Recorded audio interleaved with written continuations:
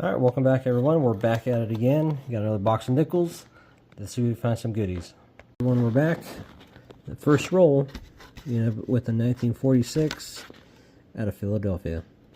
So far so good. Let's hope the next rolls are great. Alright guys, very next roll.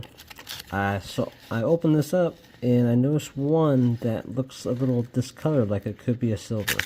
So we're going to pull it out and find out what we have. Heck yeah. You have a Philadelphia. You can tell by the big P above the Monticello. And what year is that? That is a 1945. We got silver. Great start. Alright, we'll see what we get in the rest of this. Alright, we're back. Just a few rolls later, we got a 1959 out of Denver. Alright, let's keep going. Alright, just a few rolls later, we got two finds. 1949 out of Denver and 1946 Philadelphia. Alright, let's keep going. Very next roll, we got another 1949, and this one's going to be out of Philadelphia. Alright, we'll see what we get. 5 rolls later, you got another find. 1948, no mint marks, so out of Philadelphia. Alright, let's see what we get next. Just about 5 rolls later, not really an oldie, but actually a really noteworthy one. This thing is in pretty pristine condition. In 1974 out of Denver. It has great detail. And I was looking under a microscope. It looks like there's a few steps, not all, but this one's in great shape. So I'm keeping that one. And we'll see what's on the next. Alright, we got another find. 1947 out of Philadelphia. Alright, let's keep going. Alright, a couple rolls down the road. You end up with this small noteworthy find. 2009 out of Denver. It's always a good idea to keep these because these are low mintage and you'll probably end up getting a couple dollars for it.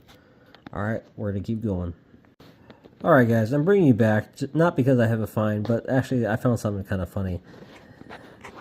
This is what happens when you are pretty artistic. Someone took the time to do this. Actually, it's quite funny. I thought it was a foreign coin at first, but I looked at it. Obviously, someone's been messing with it. So, I'm going to keep it anyway. It's kind of entertaining. So, alright, I'll see you guys on the next one.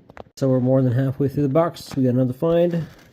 1946 out of Philadelphia. Alright, we're going to keep going. Alright, just a few more rolls later. Got a 1959 out of Denver and a 1958 out of Denver. Alright, we're going to keep going.